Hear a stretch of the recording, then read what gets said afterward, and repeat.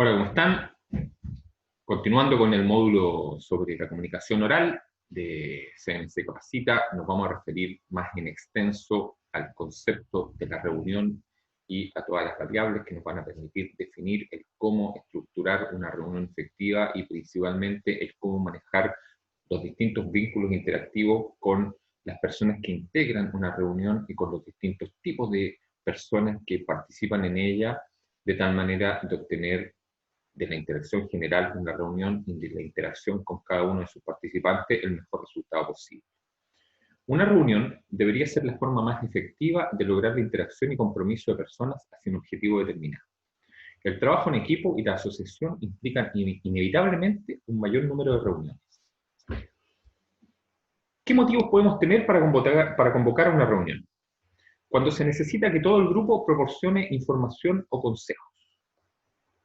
Cuando se desee que el grupo participe en la toma de decisiones o en la solución del problema, es decir, cuando la persona que ejerce el liderazgo o cuando la jefatura considera que no debe tomar la decisión por sí sola, ¿no?, sino que debe concurrir a acudir a solicitar al grupo participación en la definición de ideas y participación en la expresión de conceptos o de elementos de comprensión que le permitan tomar una mejor decisión.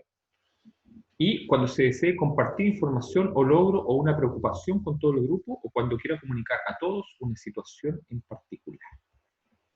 También cuando tenga un problema que requiera las opiniones de los miembros de distintos grupos con diversas perspectivas u órdenes del día.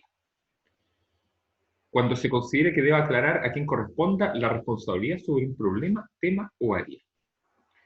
Cuando se considera que el grupo tiene una necesidad imperiosa de reunirse. Esto puede sonar un poco vago, ¿no?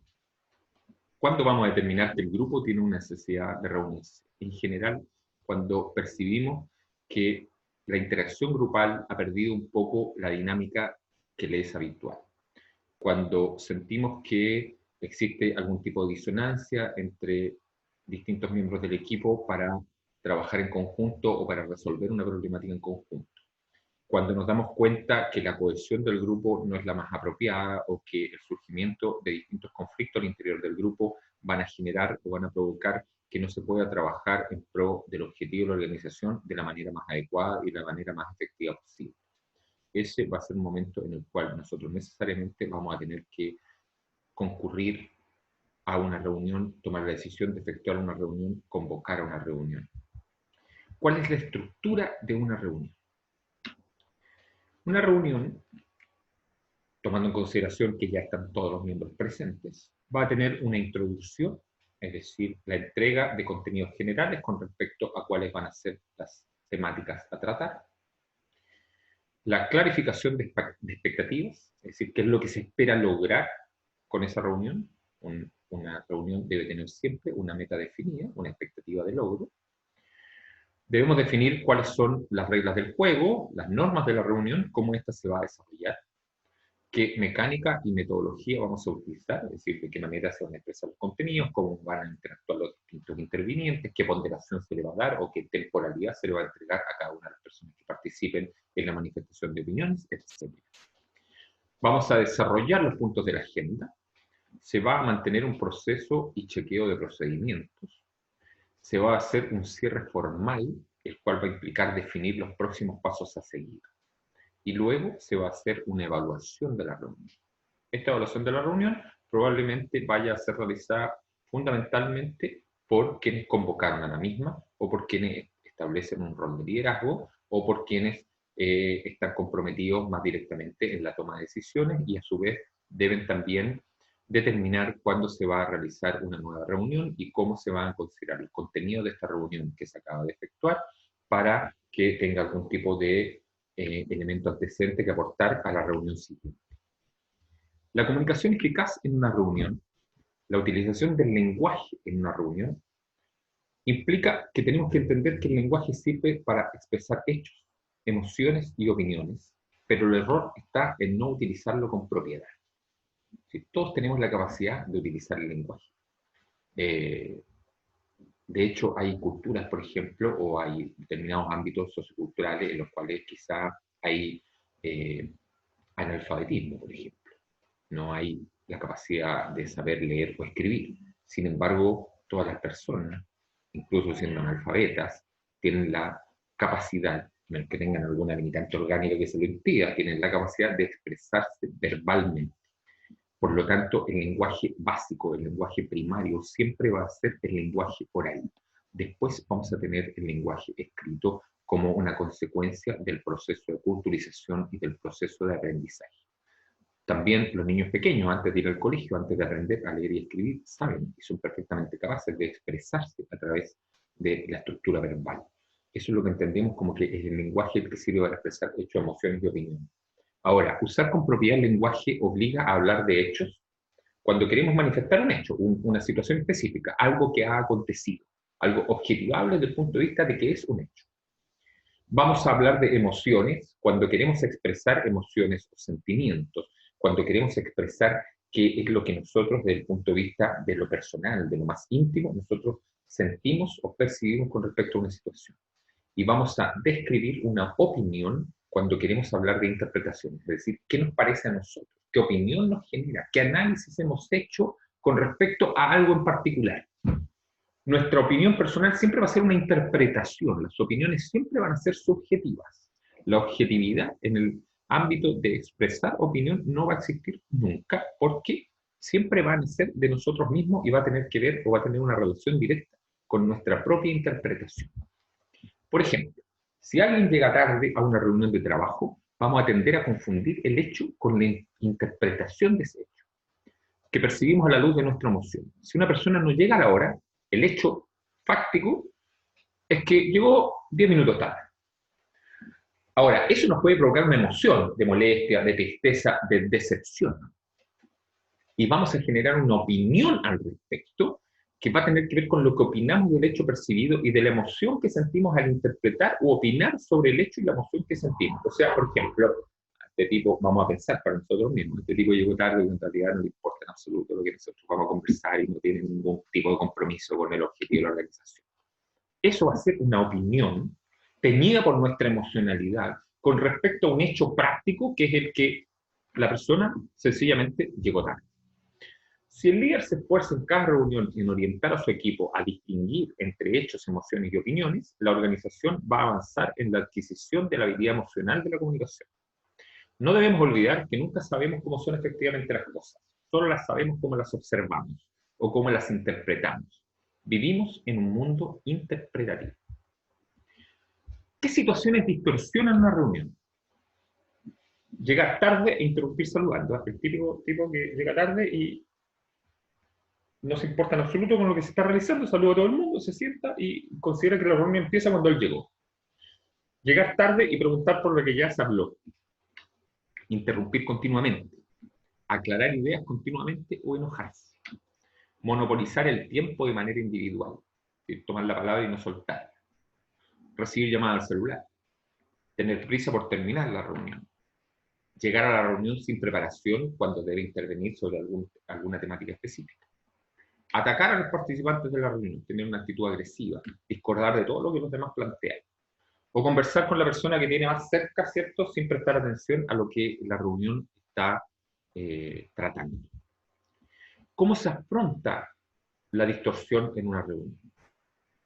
Con los que llegan tarde, y esto es muy importante porque estas son herramientas prácticas, ¿cierto?, de manejo del lenguaje para que ustedes puedan afrontar todas las problemáticas que van a surgir o a las que se van a ver expuestos en el desarrollo de una reunión.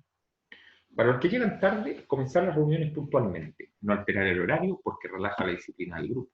Informarle con tacto que su impuntualidad interrumpe el trabajo de los demás y hacer énfasis en el valor del tiempo y la responsabilidad. Fijar un trabajo a cada persona para realizar o presentar en la reunión. Con los que interrumpen, decirles que permita acabar a la otra persona.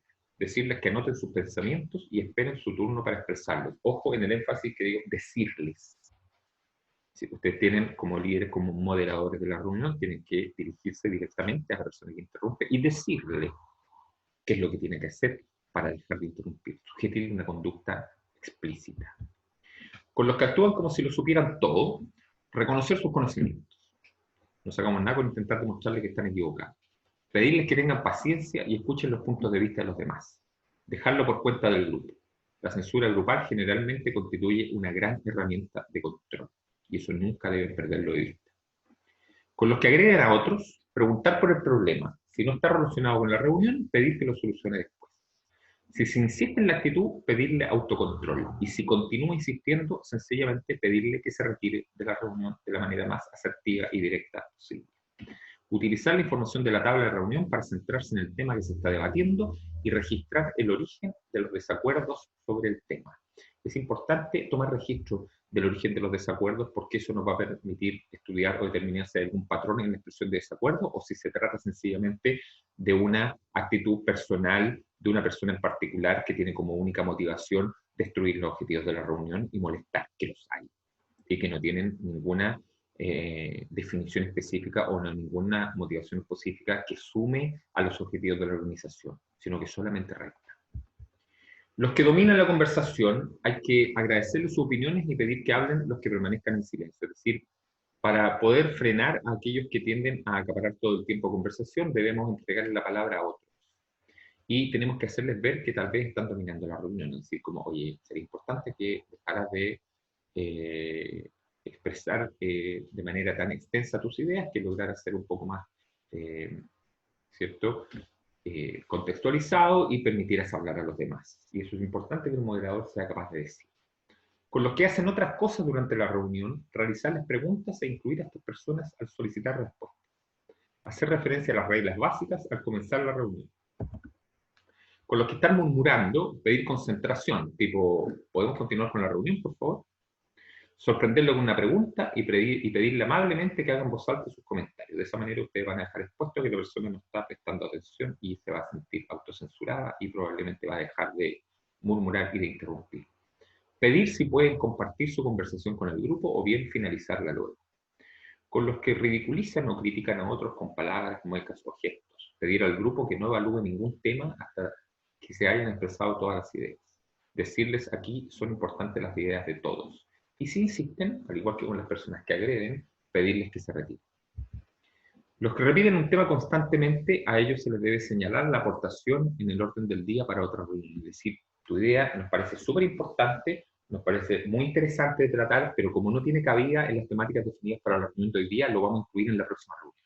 ¿No? Y dejan a la persona enganchada y le demuestran que ustedes toman en consideración su opinión, pero no se distraen del objetivo de la reunión. Y efectivamente, por supuesto, aquí hay que ser coherente y consistente. En la siguiente reunión, incorporar en la tabla aquello que dijeron que iban a incorporar, porque si no, esa persona, ¿cierto?, se va a sentir frustrada y no tomada en cuenta, y a la larga va a sentir que los aportes que haga no van a tener ninguna relevancia y son sencillamente descartados de priori porque modera la reunión.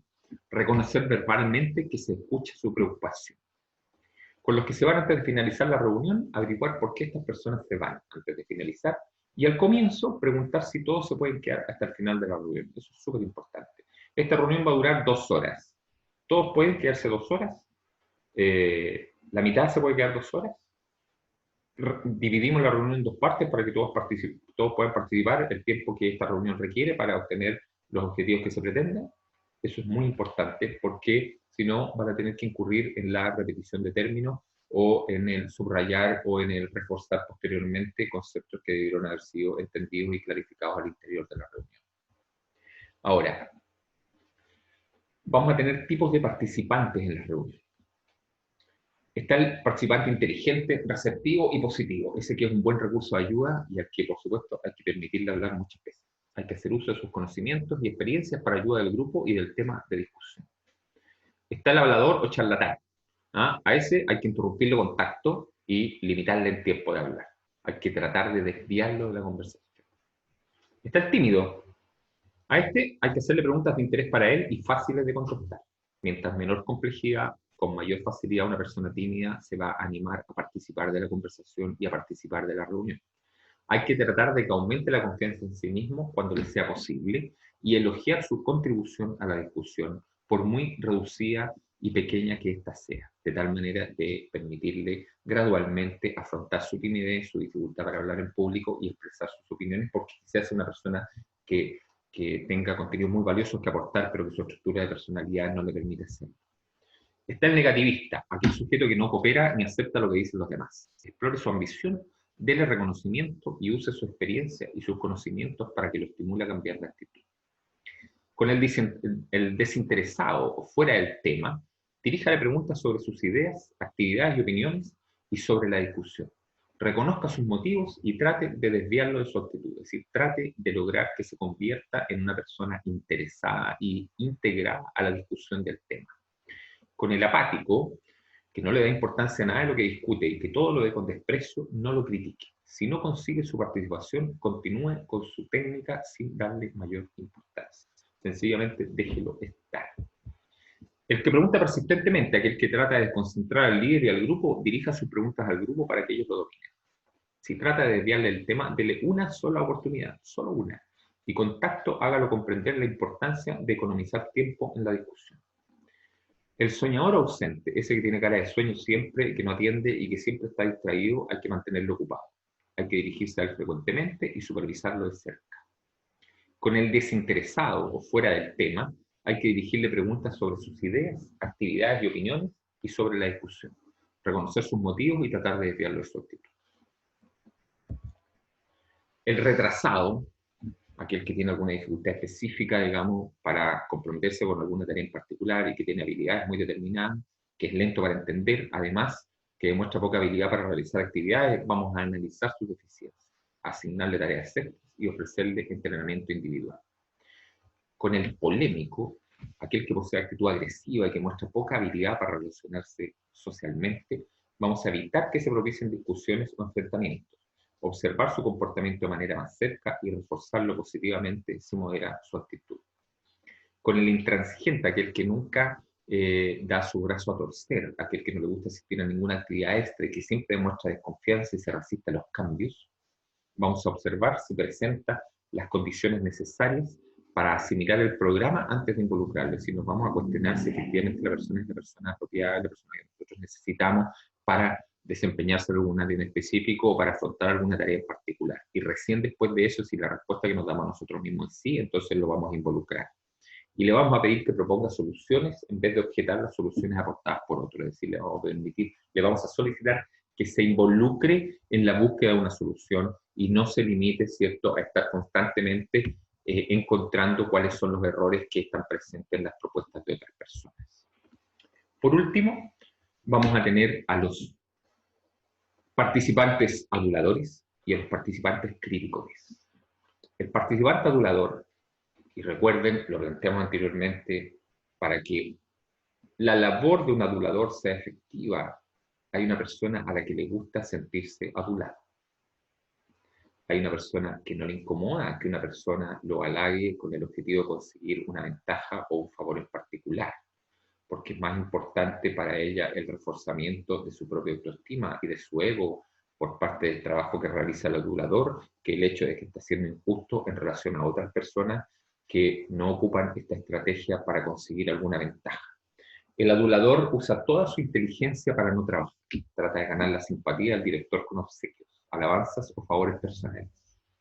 Hay que explicarle que los aspectos que serán tomados en cuenta para su evolución son el trabajo, la honestidad y el esmero que demuestre en conseguir el objetivo planteado y no cuán de acuerdo pretende estar siempre con las opiniones del líder, con las opiniones del jefe, o intentando demostrar que está absolutamente alineado con las estrategias y los conceptos que surgen a partir de la dirección o del liderazgo. Y con el criticón, aquel que está en contra de todos y de todo y que busca constantemente errores que criticar, tenemos que hacerlo hablar antes que el grupo. Tenemos que hacer que sea el primero que se exprese. Y controlarlo después que ha expuesto sus ideas.